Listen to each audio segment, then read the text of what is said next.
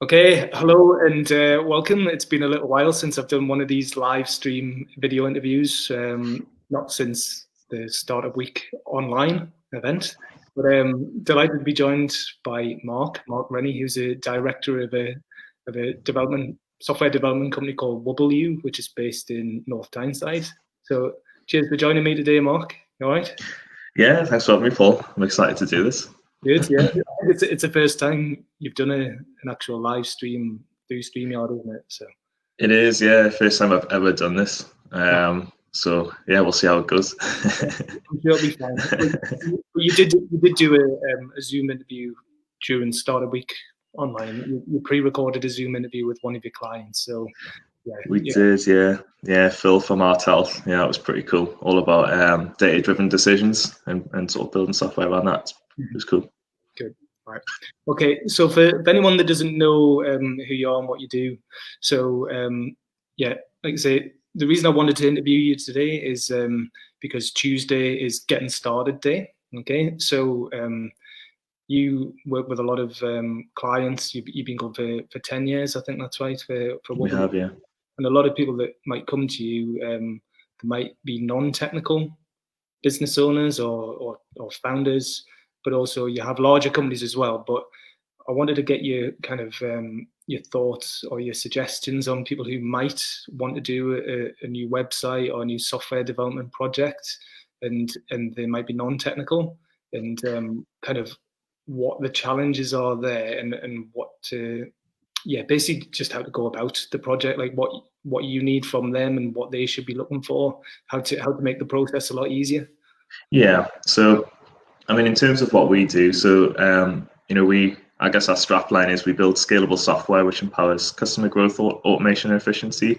So, predominantly what we're doing is helping businesses scale by building automation into their business, helping them scale operationally, and helping them, I guess, scale more quickly by interacting with their customers in a more automated and scalable way. So that's sort of what we do. I think in terms of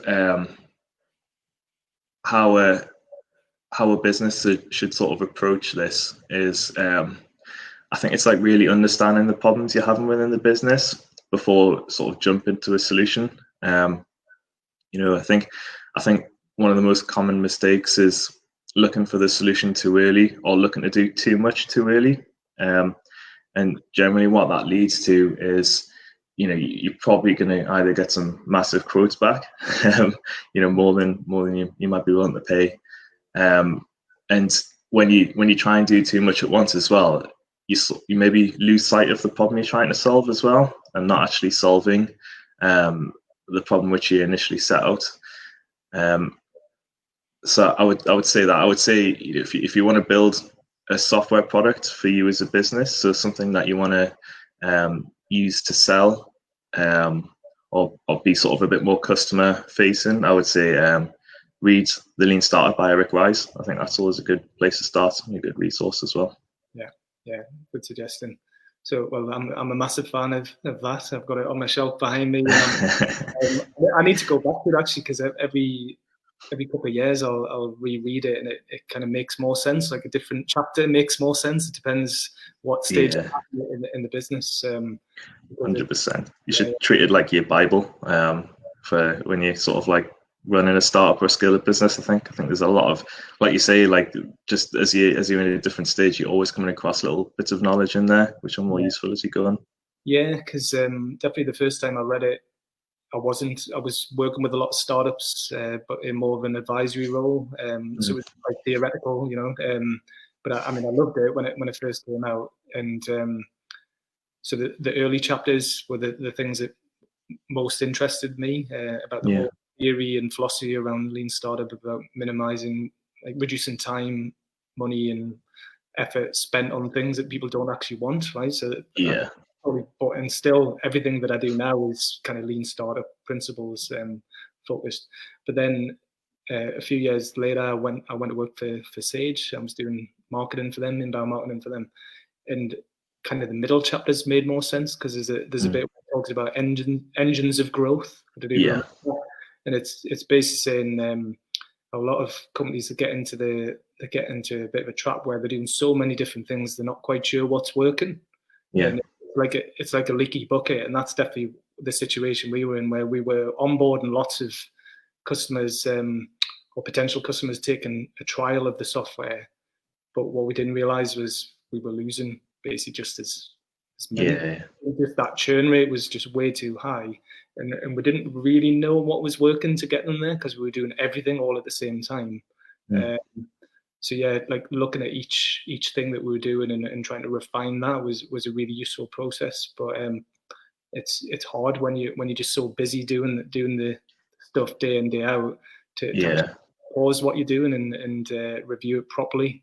And with that as well, you need to have a good understanding of what the alternatives are out there, which is what you offer. Because you, yes, someone could just come to you and say, build us a website or build us an app or do this software project, but that's not necessarily the right solution for what they need, and they don't know what they don't know. Yeah, definitely. And I think, coming back to what you were saying before about, stuff was happening, but it wasn't really understood, like the cause and effect of that. I think it's the same in software projects as well. Like, it's got to be understood, like what the end goal is, and then how to sort of bring that down into sort of like smaller achievable objectives, just to make sure that you don't lose sight of that end goal. Coming back to what I was saying about the problems earlier on, I guess I guess as well, it can be difficult to understand how to measure impact as well, especially when a startup might be dealing with things in quite a small volume. They get like maybe a customer, but they can't really, when you get that and you've got like a tiny bit of data around how you got that customer, do you scale your whole effort behind that one thing? So I think it's understanding. I think there's a lot of intuition sort of built into that as well. Even though it pushes like a bit of a data-driven approach. Yeah. Well, that again, that whole thing around the lean startup, it's about, was it build, measure, learn? And that because you can just spend your whole time just doing lots of experiments, just like trying lots of new things. But but the trick is actually measuring. Like Absolutely.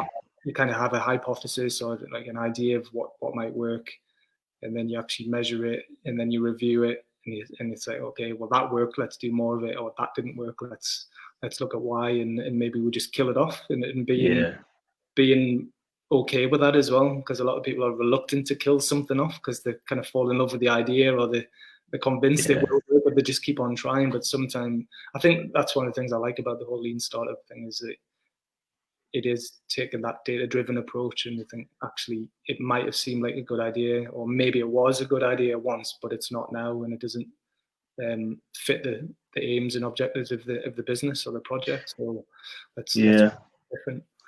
Yeah, absolutely. I think when you frame that from the point of view as well, like if you're doing something right now over and over again, and if you assessed the impact of just not doing that, and if the impact is, well, I mean, it's going to make very little difference, then why do it at all? We've realized that with some of our marketing, we fell into the same trap a lot of businesses do, where you do like social media because everyone else does it, without really realizing that actually it's at times sort of at the size we are best spent elsewhere. So we've sort of honed that in now a little bit, so we don't use Facebook as much as we used to, for example. So I guess that's an instance where we've measured something, gone, nah, it's not really working, is it? There was some going back to the whole your strapline that you got on your website. So I've written it down, so I'll read it again. So you got here, building scalable software which empowers customer growth, automation, and efficiency. So straight away, to me, I mean, I know a bit about what you do and what you offer, but you kind of, I think you're really aiming at businesses that are already up and running, and they've already got some traction and they've got some success behind them, but they're wanting to improve systems and processes and really accelerate that growth. So it's not to say that you don't work with startups or even pre-starts, but definitely I think having that you've already got some understanding of your business and where the pain points are. I think that's where you're really kind of come into this. That's what you kind of on, isn't it? It is, yeah. So typically where we're working is, you've identified it correctly. So we do a lot of work with skill-ups, and we do a lot of work with public sector and larger organisations as well, which are running, maybe a scale-up size project within their wider organisation. So they might be getting something off the ground or trying something new. Yeah. And I think the reason for that is, from our point of view, that's where there's a lot of potential. We've been scaling up now for the past 3 years, so we know what those pain points are. We can identify and sort of, I guess, resonate when a business is sort of like bumping up against caps in things which are preventing them or slowing their growth in certain areas, whether that's operationally or commercially, just because that automation isn't there in their business yet. They haven't quite got the software right to sort of empower that. So I guess that's where this was born, and it's where we feel like we probably have the most impact as well. We can deliver the most value and return on investment there. Yeah, cool. You've got a few interesting stats on your website. It's got here 90% of employees are being burdened with boring and repetitive tasks which could easily be automated. Is that not just work? Yeah, I guess it depends. It depends how you look at it. I mean, generally, if you spend a lot of time messing around with paper or in Excel, there's a good chance that can be automated, or put somewhere else. So you can do the bits of work that you'd rather be doing. If that makes sense, unless you just love working in paper or Excel. That is. There's definitely, I think, some organisations, I'll not say who, but probably like it that way because it gives some people something to do. So they're probably reluctant to change that. But when you see stats like that, and you got here, the average employee wastes 19 days a year on manual paper-based processes. Excel spreadsheets, all databases and stuff like that. So yeah, it's quite prominent. When we run through our sort of investigation and discovery process, in a team of 20, it's fairly common that we can identify 1 to 2 full-time roles within the full team, which not one or two people specifically, but across the whole team, you're only looking at sort of like 5 to 10% of their time to be automated, and you've sort of made them 1 to 2 roles more efficient, so they can scale that little bit further without actually taking on anyone else. It usually does boil down to this. Just there's a lot of sort of manual paper-based process going on, or sort of horrendous spreadsheets being passed around, and then they save over each other's spreadsheets and all that sort of stuff. I remember the first time I used Google Sheets and Google Docs, and in a proper team environment, and it's like magic, really. And when you it's there is a bit of getting your head around it. If you've never done it before, it's quite conceptually quite hard for some people to get their head around it until you've actually experienced the benefit of the cloud. I mean, cloud technology has been around a while, but you do need to use it, I think, to really appreciate the benefits of using cloud-based technology. Absolutely, and in the same vein, although I give Excel a lot of stick. I think if looking back at the lean approach and the MVP approach, I don't think there's anything wrong with starting out something like Excel, or something which isn't the perfect solution if it just gets you off the ground quickly. I wouldn't build myself a specific piece of software if I wanted to build a quick forecast, for example. I'd probably just do it in Excel. But I think it's when something like Excel becomes a tool where it becomes the core piece of a process, and it just feels like it's not really working very well. I think that's the point that you need to reevaluate that. Yeah, definitely. Because it does happen, people just sending lots of spreadsheets backwards and forwards, and everyone's got a different version saved on their local. Yeah. No one knows which is the most up-to-date version, or Word documents, or any other document or database. That is a big issue. So what? Well, we went through a list before, but I was going to say, what do you want to go through some of the apps or the tools that you use? So you use the Microsoft Suite. So why did you choose to use the Microsoft Suite and not the G Suite, the Google Suite? I mean, it wasn't me who made that decision, I guess, but I think we were just more familiar with the Microsoft tool set.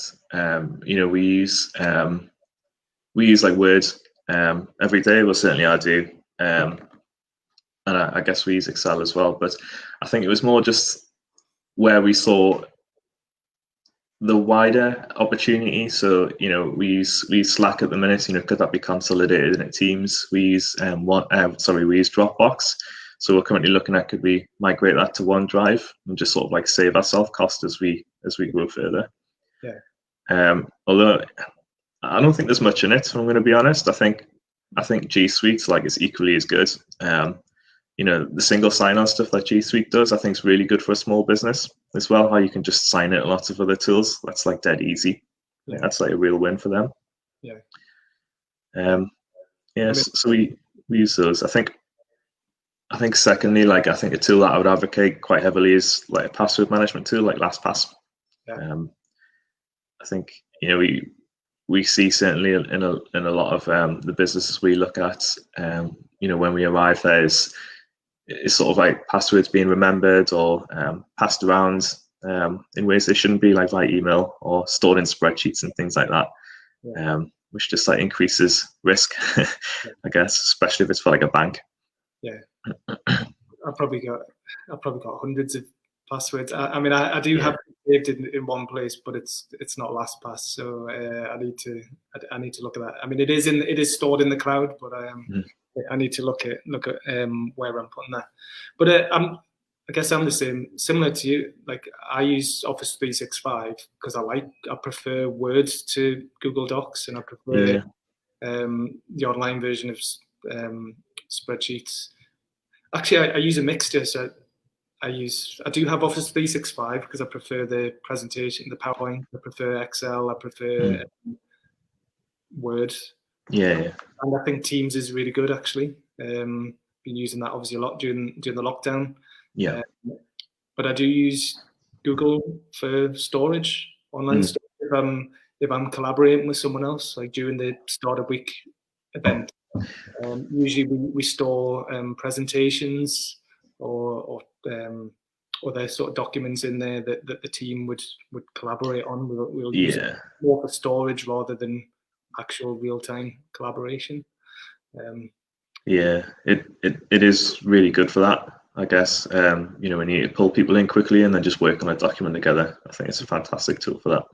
Because a lot of people do have a Gmail address, you know, they do have a Google account, so it's sometimes quicker and easier just doing it that way. So yeah, Slack, so that's for the team to use that for internal comms. We do, yeah. It's got a few integrations as well, so you know we get pinged whenever anything goes wrong with what we're looking after. So it's great for that as well. Funnily enough, though, we use although we use Slack for asynchronous communication internally, we jump on Teams when we want to do internal calls. So that's sort of what's motivating us to maybe move over to Teams eventually. Yeah, Teams is really good. I don't know how long it's been around for, but it seems to. I think they're trying to get on the plan to get rid of Skype. I think everyone would have moved. Yeah, I think they are, and like I'm glad they are as well because Skype's horrendous. Yeah. Take the best bit of Skype and put it in Teams. Yeah. So Dropbox, you use that. Is that more for working with clients? Is that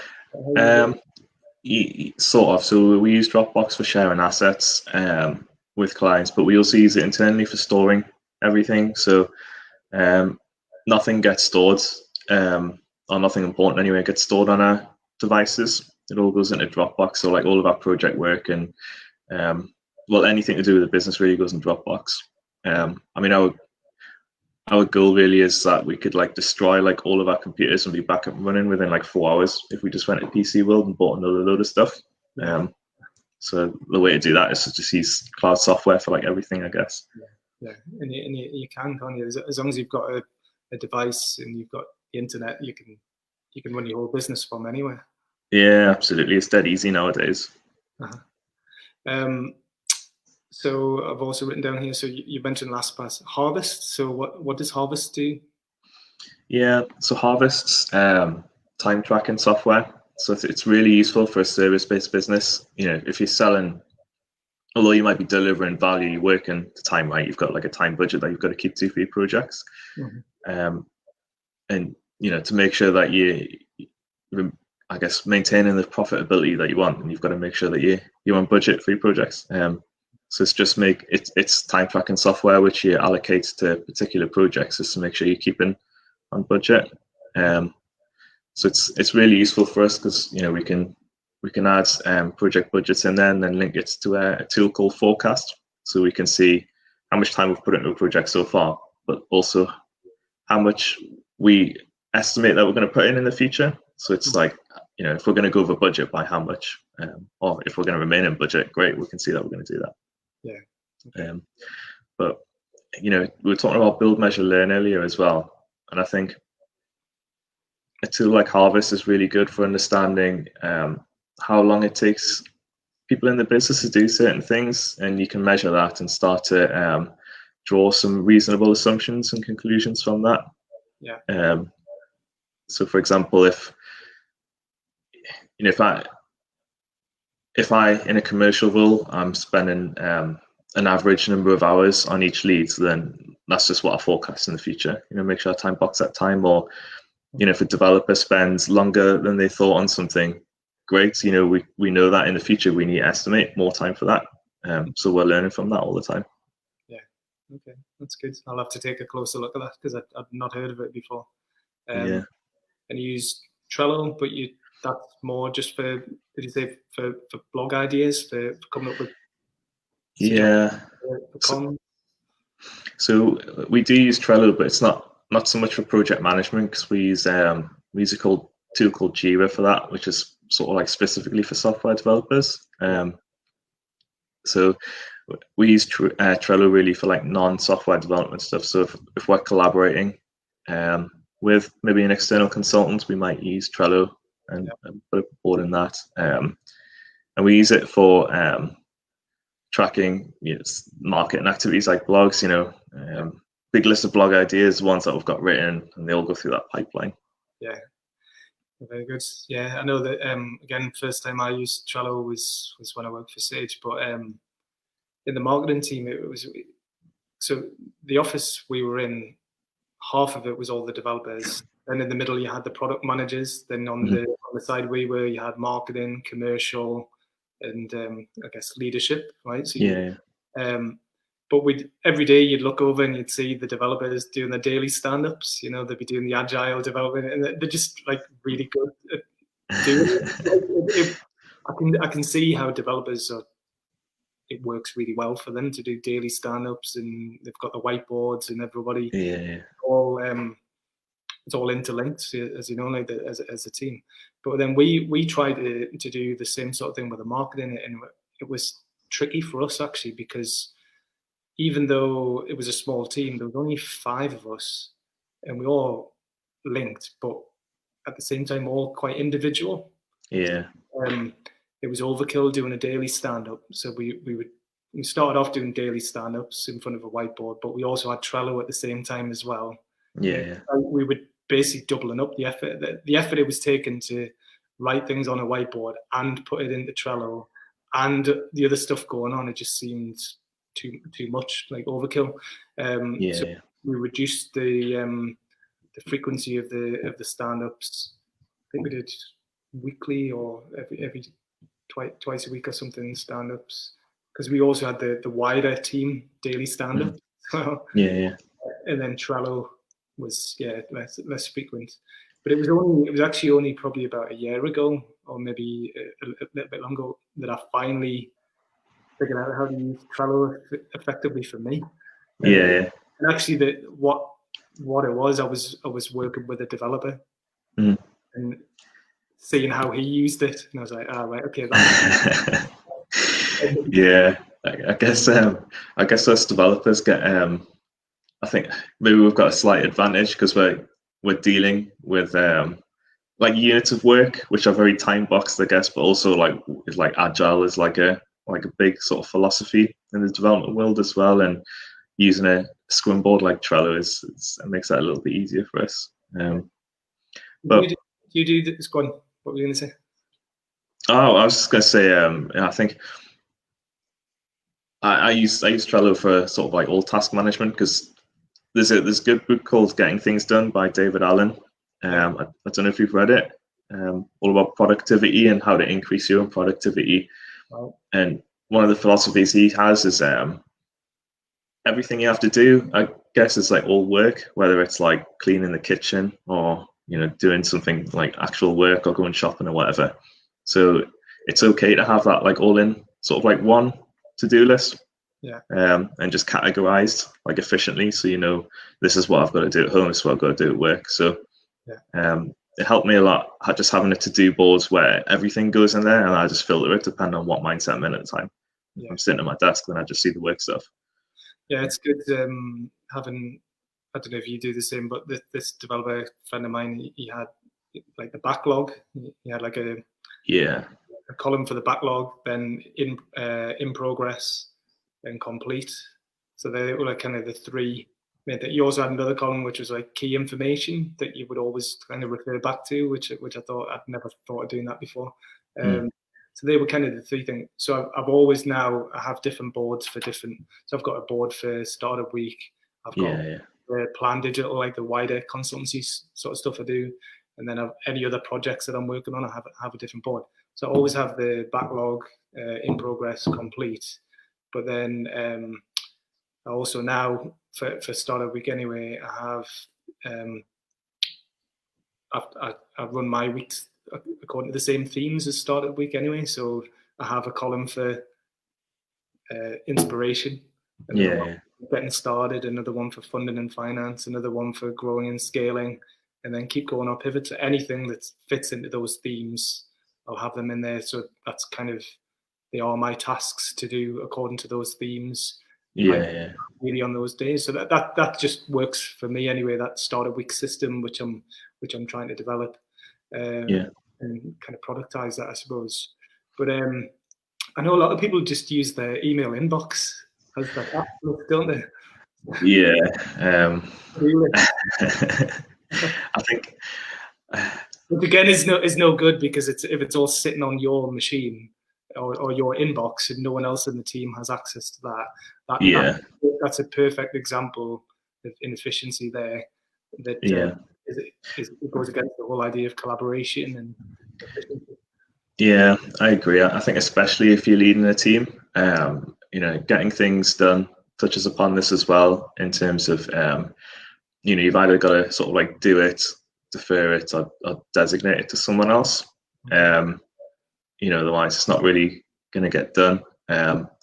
So I think if you're going to sort of track it in an inbox like that, I mean, I've tried this before. It didn't work for me. I can see why it might work for other people, but when I've tried to track like a big to-do list in Outlook before, it just gets unwieldy really quickly. So I just need to get it out there in like another project management board like Trello, so I can keep track of it in there, like in amongst all of the other stuff I have to do. Cool. Yeah, I think what you said before though about splitting off into several Trello boards, I think that makes total sense. I think when something becomes a project in itself, it's got to go into its own board. Otherwise, I think what can happen is you just like increase your mental load every time you look at one board. Not only you're trying to focus on a specific theme of things that you need to do, but then you can see all of the other clutter in there, and your mind's sort of distracted, and you get thinking about things you shouldn't be in the moment. I mean, it is very satisfying when you complete something. When you get it done, and I mean, I still do write down like handwritten to-do lists as well, but I try to get it. Sometimes sometimes you just need that for the day, like what like your key things that you're working on. But for the ongoing projects, definitely it's much more useful to have it in something like Trello. Yeah. Yeah. I think Go on. Just in terms of what you said there about it's nice to get things checked off. Like I think that's the best bit, isn't it? When you get something in the complete column. And Pipedrive does this really well, which is like a pipeline tool for like tracking sales. So it's like a CRM, customer relationship management system. So you track all of the people who you want to work with in there, and all of the deals which you've got in play, and then you move them through a pipeline as well until eventually they're complete. And when you mark something as one in there, you get like a nice little animation of someone scoring a goal, or it's quite nice. Yeah, that's good. I mean, just little things like that. It's it's rewarding, is it? I mean, it sounds tiny, but it is just little things like that, because that's what you want to do. You don't want loads of things just never getting done and never coming to completion. Yeah, absolutely. I know I've definitely got lots of things that are just kind of. I'm very good at starting things and not necessarily finishing them. So that's something I need to get much better at. So yeah, but Pipedrive, I'd not heard of that before. So does that kind of track where they came from? Did he say? So it's like what? Or is it more like once they're in the kind of, once you've had your initial conversation with them, and then tracking the progress through the sale?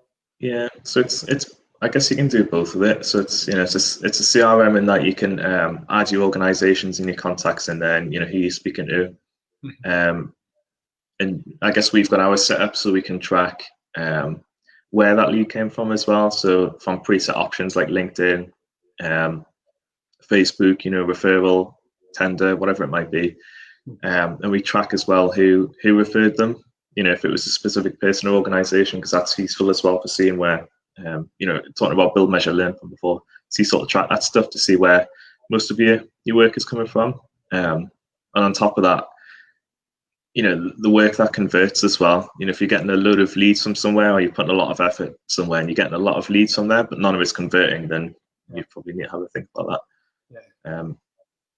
But yeah, then you can sort of track that through the pipeline. So we've got ours set up to mirror our sales process. So all of the conversations we have in there through to proposal, and then through to like a win-lose situation. And I think what's useful as well is you can put your deal values in there, and you can weight them based on the likelihood that deal is going to convert. And over time, you can so you can weight each stage. So you might have like an X percentage chance of win when you've put proposal in, and that historically, because on average over the past 2 years, that's what your win rate's been. Yeah. So from there, you can start to project, like build a sales forecast and understand, okay, with the pipeline I've got right now, what is it likely that in terms of sales that we're going to win over the next quarter? Yeah. So it means that you're not just looking backwards at your accounts. You can start to look forward and understand what we're going to do going forwards, what we're going to win. Yeah. Okay, that's good, because well, it's built on your past performance, your track record, but you wouldn't be able to do that without the software, would you? Because it would just be all in your head, or just memory, or maybe written down on a bit of paper somewhere, and you'd probably be Excel, and only you could see it. Yeah, so I mean, it's great. It's I think it's maybe 20 quid a month per user or something like that, but I mean, the value you get back for that's amazing. Yeah. Okay. Very good. And we talked before about, we're not sure if it's Zapier or Zapier, how you can, because I know that you can do this. So sometimes you'll have different bits of software, and there's maybe an API. I'm going to get this wrong. So is it application protocol interface? Is that right? API? Programming, I think, but you can have that. That's close enough. I could be wrong. So API, that's the way that two different bits of software can talk to each other. Yeah. Yeah. You can do that. That's what Wubbleyou can do. You can develop the API, make sure the APIs are connecting the two. But Zapier has some pre-built ones, which are really quick and easy to set up. So Yeah. for example, I've got I sell tickets for events through Eventbrite, and I use HubSpot I have the CRM and the email marketing software for HubSpot. So I have a Zapier, a Zap, what they call it, so that every time someone books a ticket through Eventbrite, it automatically adds them to a predefined list within HubSpot, and that's just so great because it's automatically just adding them to a list. So then if I want to send an email just to those specific people, I can do that. Otherwise that would take me hours to track of that. Absolutely. And I think I mean that's the problem that that Zapier solves, or Zapier, I forget which, is that generally when you start putting into place different bits of software throughout your business to help solve specific problems, so the example you just gave is a good one, Paul. If you're a business which once you've converted a deal, you need to create an invoice or you need to add them to some project management software, there's always some admin overhead moving a bit of data from one system to another. And with that overhead becomes I guess an element of error, like human error as well. It's easy to get it wrong. Or if you do it high volume, if you're selling tickets, for example, if you're doing a lot of those, it might be easy to just miss people. If you're just getting like them coming through the email inbox, and then you've got to sort of transcribe that manually. So what software like this does is automates it, so it moves information from one place to another, so you don't have to think about it. And that's really important as you scale a business as well. Because that's where the bottlenecks will start to form, moving information generally between two departments. Yeah, and it is it's boring having to do that, and it is great that it's just automatically adding people to the list. That saves me a lot of time and effort. Yeah, it's just a small team, just knowing that it's doing it in the background. How did you find setting up the Zaps as well, Paul? I mean, it is pretty straightforward. I mean, because it does guide you through the whole thing, and because you've already got Eventbrite and HubSpot are already there. But I think definitely the first time I did it, I didn't quite do it properly because you've got active lists and you've got static lists. And if you don't set it up quite right, so there's a bit of thought needs to be put into it in HubSpot first. But I've done a few now, so I know kind of what I'm doing. But even so, if I haven't done it for a while, there's a bit of like, oh, how do I do this again? And you kind of have to. I should probably write down what I did.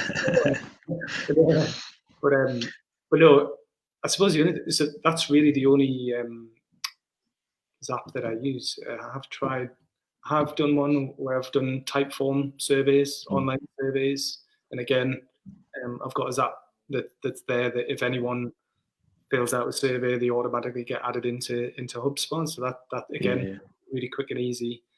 I think I mean there's loads available. I did recently set up with GoCardless to take payments for a subscription for the annual membership that we've for Startup Week, and I just assumed there would be a Zap. So there's no that at the minute. That's a manual process of getting people out of GoCardless into HubSpot, which is a bit annoying. But I think the way to think of Zapier is it can probably get you like 80% of the way there for very little effort. Again, I think that's like 20 quid a month as well, and it's a tool that most people can use themselves with a bit of trial and error. It's quite low risk. I think when it comes to more complex integrations, it starts to you start to see the cracks a little bit because it might not be able to integrate fully with the software. So like Harvest, for example, you can create sort of like projects in Harvest, but you can't like set up like individual tasks in there. So like we've got it set up to do that, and then there's a bit of manual action that we have to do afterwards to sort of go the last mile.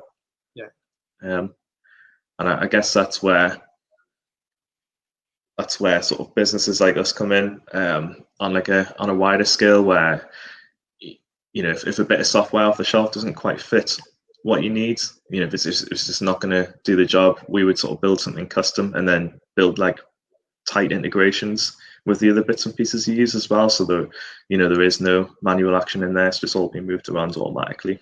Mm-hmm. Yeah. Well, obviously both big fans of cloud technology, because we use it, and it does make life a bit easier. But I was just going to ask you about the downsides of it. If you've got lots of apps, I think kind of definitely one of the benefits, or several benefits, are it's always up to date. So you'll always have the most up to date version of the software, unlike if it's installed locally on your machine. Be out of date, and it's not it's not the best that you can have. But then cost, you can keep the cost down if it's a low cost monthly subscription. But at the same time, long term, you can end up paying a lot more than if it was just a one-off fee. But if they're all like £10, £20, that can soon add up to quite a lot of money every month. So do you find that sometimes your clients will come to you and they've got so many different cloud apps and software, and they're not necessarily using it effectively, and they're paying more money than they need to, or not? I think it can happen. We've observed that before. Generally, when clients are coming to us, they're coming to us for something custom. So we're generally like filling a gap in the business that isn't really solved by SaaS software that they're using at the minute. But I think the point you're making is absolutely valid. It's happened to us, I guess, where all of those 20 quid per person can add up. And I think the software like Jira as well, where it might be $10 a month for up to 10 users, as in if you got 9 users, then your total cost is $10 a month. But as soon as you add in the 10th user, it goes to $10 per person per month. So it jumps up to $100. So there's a few things like that which can cause surprises as well. So I think it's important to budget these things. You can use a good tool called Featurely for that, which integrates with all of the cloud accounting stuff, and Float as well, Float app, which is for cash flow management. So you can use those to track budgets for across your business, but including the SaaS software. So it's absolutely worth keeping an eye on. I mean, I know I've been guilty, but I'm thinking of one or two at the minute where I've signed up for something and I just haven't got around to using it yet. So I'm paying money every month for something I'm not using. So it's making sure that you set aside some time to actually really use it properly, and otherwise don't do it, because you can get excited by something and then if you're not learning how to use it properly, even HubSpot, HubSpot is amazing. It is a bit of a beast, and I know when I worked for Sage, because it's Sage, they had the most expensive package, but they didn't need it. They were paying for something, paying a lot of money for all the bells and whistles, all the features, and they were only using a tiny bit of it because someone in the business had decided that they would use something else to manage the social media and something else to do the email marketing instead of use everything that HubSpot had to provide, right? But because I did use it for the data capture forms and the lead gen and creating email lists and marketing newsletter, I understood what it could do. And when I started my own business, I thought, right, I will move on to HubSpot at some point. But I didn't go onto it straight away. I was using other things first, and then because I wanted to really use it properly, and also because the cost, I think when you're not using it, it looks expensive, but when you actually use it properly, it's actually really good value. But I still had to invest quite a bit of time just to get to grips with it and make sure I was using it properly, and because otherwise it would have been a waste. It would have been a waste of money. I think that's sensible as well. It comes back to working lean, right? In that the perfect solution isn't always the first solution. So I think it makes sense the way you did that. I think, yeah, I mean, I think it's important as well to, if you're sort of looking to put a few different bits of SaaS software in place, or build software internally as well, it's worth looking at it from a high level as well, looking at all of the functions in the business and all of the processes and things you do, and then start to understand how you plug in different bits of software to help facilitate those I guess actions within the business, and then start to understand how you connect them all together as well, whether that's something like Zapier or whether you need to build something off the shelf to do that. And I think that helps minimize crossover of tools as well, because there's always going to be an element of I guess two tools which do different things, but the bounds might cross a little bit, and that's okay. But it's not uncommon for us to see two tools in a business which could just be one tool. There's a bit of duplication of cost there, and I guess that could stem from just lack of planning from the outset. That's not necessarily a bad thing either, because sometimes you just need to get these things in the business if you're scaling quickly. But eventually, there just needs to be some form of audit and saying, okay, we're going to need to take a step back a little bit and decide how we're going to do this in the long run. Yeah. So I know obviously, well, you're using all kinds of cloud apps and software, and so with the lockdown, it sounds like you haven't really been negatively impacted too much because everybody's been able to work remotely, or has there still been some challenges around that? Operationally, it hasn't affected us at all, really. I think there was as people, like, it took us a little bit of getting used to, because although we worked remotely before, people were typically doing that maybe 1 to 2 days a week. It was a little different for us all to be fully remote, but we didn't have any of the technological barriers, so we didn't have to worry about overcoming any of that. It was more just like a cultural and communication thing that we were overcoming, and even then that wasn't too bad. We've got all the tools there to communicate properly. It's just maybe changing how we do that a little bit. We brought more software into the business off the back of it as well. So Miro is a good tool that we started using, which is like online whiteboard software. So if you need to do any collaboration with anyone that you're not physically with, that you would normally do on a whiteboard, it's like Miro is a tool you want to use. It's like great for that. So I would say like low operational impact on us. Has it made it harder working with clients, or has it been a bit easier because they're more receptive to doing video communication, or has it been a bit of both?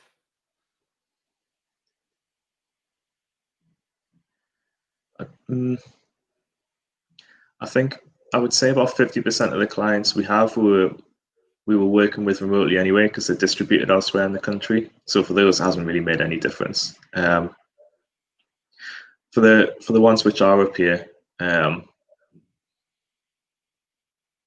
think because they understand this is the only way we can do it, it hasn't really made an impact. They're, I guess, in the same situation as us in that respect. So I would say that it's had very little difference there as well. Apart from that, we're just now learning to do things, fully this way, rather than before it was just a little bit.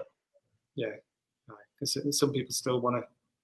I mean, you can't replace it. Like, it's still benefiting sitting together. I know we spent some time together, and actually, you can't replace that. It's still good to be sat with someone and bouncing ideas off.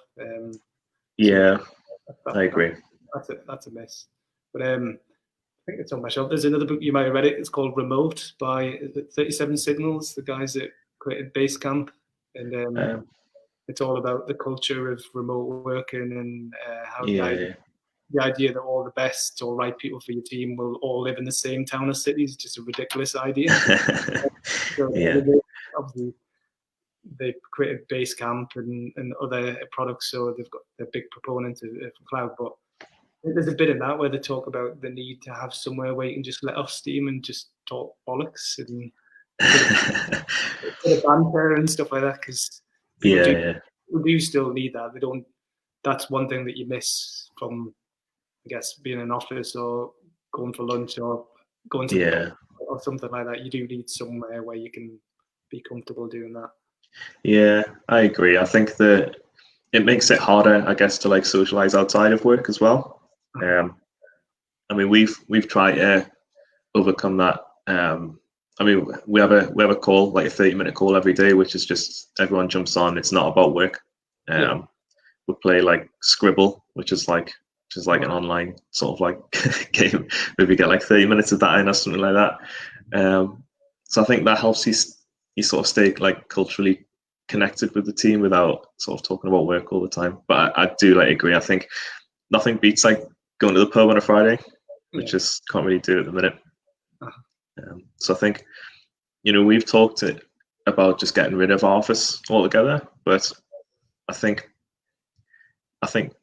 what we'll end up doing is just keep an office and just, I don't know yet, maybe a smaller office or something like that if there's going to be fewer people there now going forward. Just so people can like jump in and collaborate when they want to. Yeah, I think the whole nature of offices is it's changed forever really, because it's been proven people can work remotely. I mean, not everyone wants to work from home, or and there's some challenges, particularly if you're homeschooling, or if you don't get that separation, or if you live and work on your own as well. It's very isolating, even though you're talking to other people. But I think I think offices will become more just spaces to come together, to collaborate and innovate and just bounce ideas around and be creative. They'll become more spaces. So maybe it is just once a week or something you come together, or a couple of times a week you come together to just do that sort of thing, or to have your weekly stand-ups, or you just or just have lunch together or have drinks together. And then the rest of the time you can work from anywhere. You can work in your own room, or you can go home, or it doesn't really matter as long as the work, it's all task based anyway. Yeah, and you know, I totally agree with that. I think, you know, I travelled quite a bit before in the car around the northeast, and then you know, even going to London and back, and like Wales as well. Like it's really inefficient, especially like, you know, being on a plane or something like that, or driving, because you really can't do anything when you're driving. So you get all that time back now to do something useful with. And I guess everyone's doing that as well. You know, if you get in the metro to work every day, or cycling or driving, it's just you know, it's not even time that we should expect people to be at work, but they're just doing nothing but traveling really, or listening to music or something like that. It's not efficient, is it? It's I suppose the thing is, humans, we're not very good at not doing anything though. So it's like, the idea that all this, like, we're saving time, a lot of the time we're just filling it with stuff. Like there's, you know, Stephen Bartlett. Do you remember him, who spoke at Startup Week last year? What he did a really good podcast where he talked about like the always on generation, how yes, we're being more efficient and saving time. So, you know, you use Uber to get a taxi, you use Deliveroo to get your food quicker or whatever. But instead of relaxing, we're taking photos of the food, or we're doing something else. We're filling that time with stuff. We're not just sleeping or napping or listening to music. We're just filling that that time with other stuff. That's and no wonder we're knackered all the time.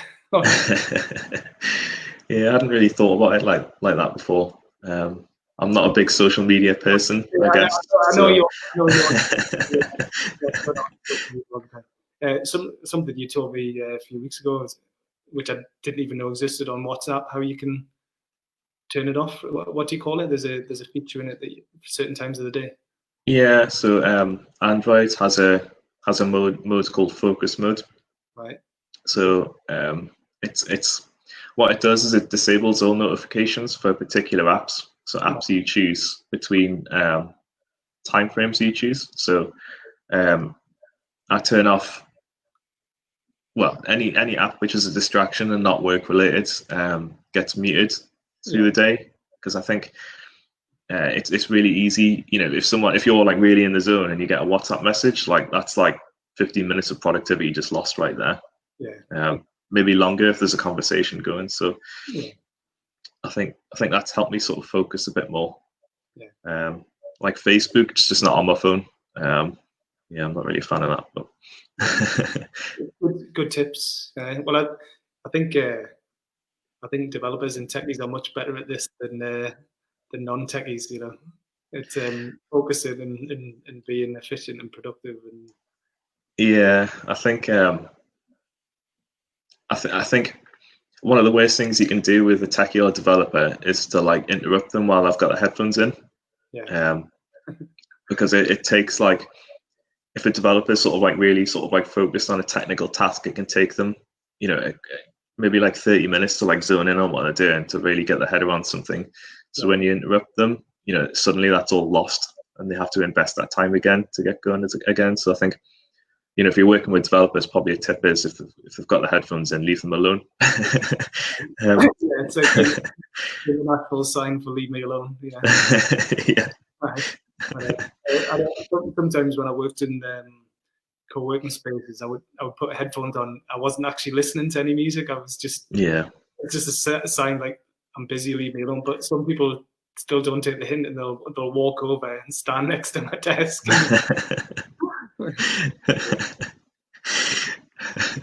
Yeah, I get it. Yeah, I do that sometimes when I'm in the office as well, because it does help. I think even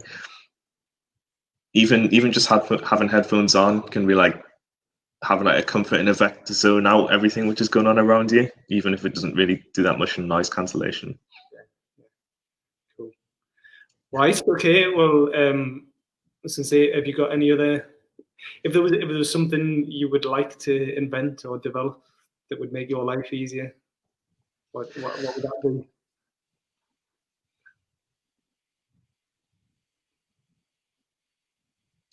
So I think Put you on the spot here, like.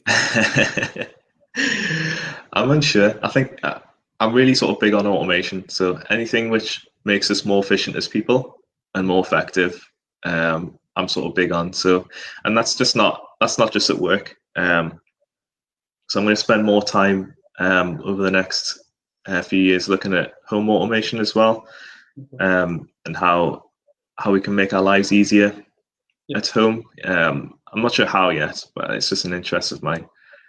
I think ultimately, as people, we need to spend less time doing things that, you know, we feel we need to do, and just more time spent on things that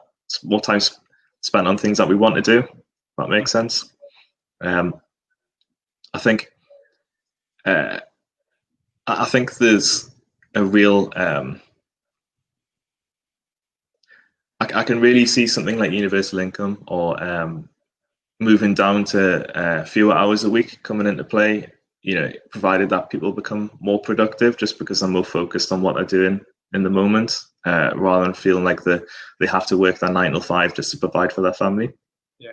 And I think ultimately automation and efficiency like empowers that, you know, because if we remove all the crap that people don't want to do and we're just sort of left with the things that people want to do, we have no choice really but to make sure that everyone's sort of looked after, you know, as we've got fewer jobs, but also people are more motivated to do the things they want to do as well. So I know that's sort of like, that's a bit pie in the sky, but I think ultimately that's where we need to go. Yeah. If so, if I could invent something, it would be that. Yeah, I get it, because it's a few years old now, I think, but I watched there's a short video with, you know, Jack Ma, the founder of Alibaba, the Chinese. Oh, right. Yeah.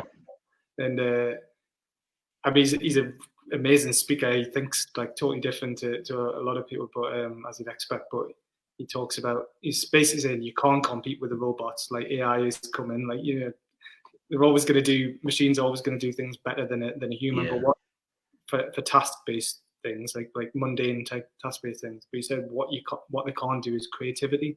Yeah, absolutely. Just stop teaching kids in schools about like the mundane, menial stuff and focus on creativity, because that's the one thing that we need more of, and that's something that humans will always be able to do better than a robot or a machine can do. So giving people more freedom and flexibility to be creative, and maybe they're not working flat out 9 till 5 Monday to Friday, but they're just working for a certain period of time, but the time is really well spent on that really good high level work. Yeah, I totally agree with that. And I think the creativity point's really interesting as well. I think it's hard to predict where we'll end up. Not that many sort of expert on AI, but like I do sort of see it going that way. It's likely that all of the task-based stuff will be automated first, and I guess where we end up after that's sort of unsure. It makes me wonder where we'll end up in terms of research and development as well. Is that do we just empower people to end up in those sorts of roles instead of what we might sort of see people in society doing now, which will get automated later?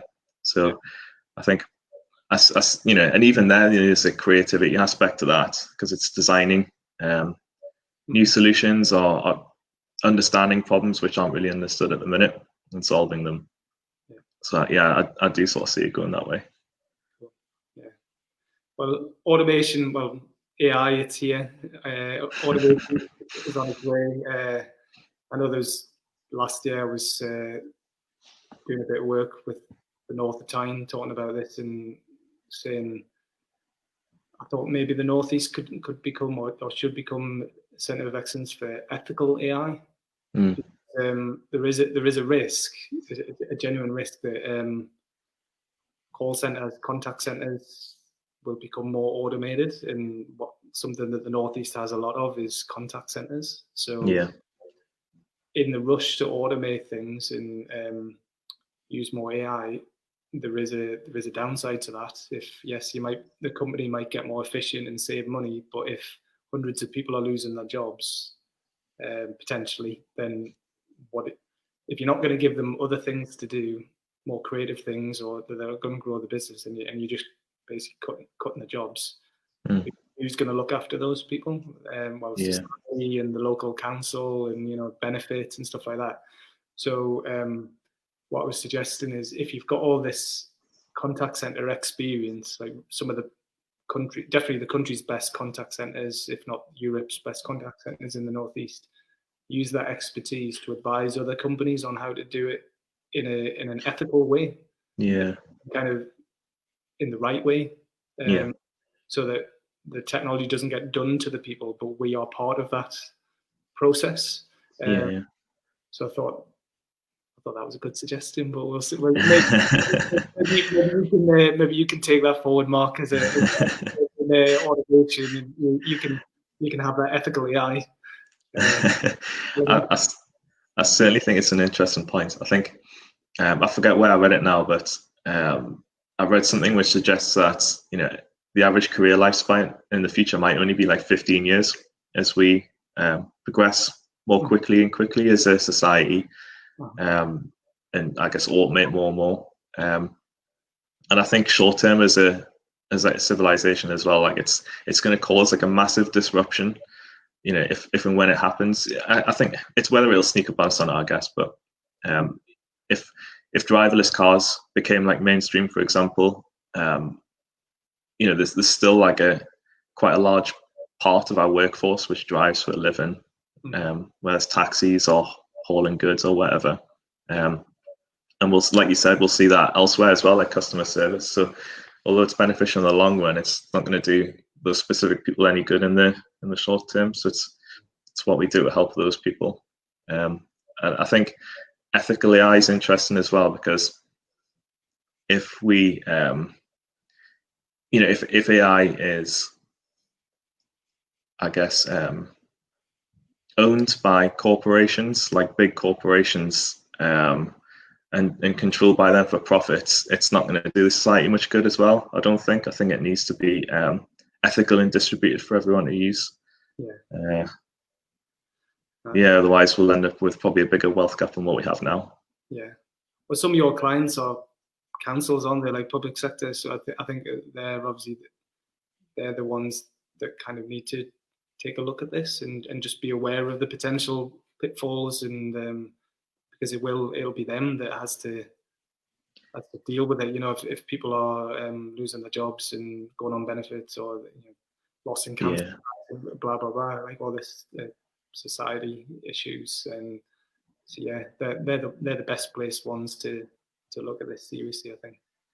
Yeah, I think we need. I mean, I don't really know enough about it right now to understand how much is invested into it in the UK, but I imagine it's going to need like significant investment. I know you've got people like Elon Musk are sort of piling quite a bit of cash into it with like neural net and sort of like building AI into your brain, which is quite interesting. So we'll see where it all goes.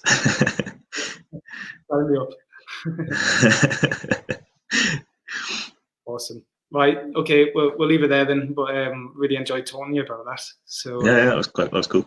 Yeah.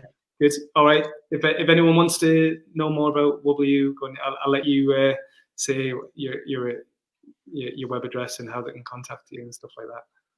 Yeah. So it's wubbleyou.co.uk. I'll put it in the comments after this. So I guess why you would contact us is if you're a scaling business right now who's feel like that issues within your business are preventing you from scaling as quickly as you could. Processes aren't as smooth as they should be. You're seeing a lot of human error. You feel like things could be automated but just aren't. That's where we would get involved and investigate that problem with you.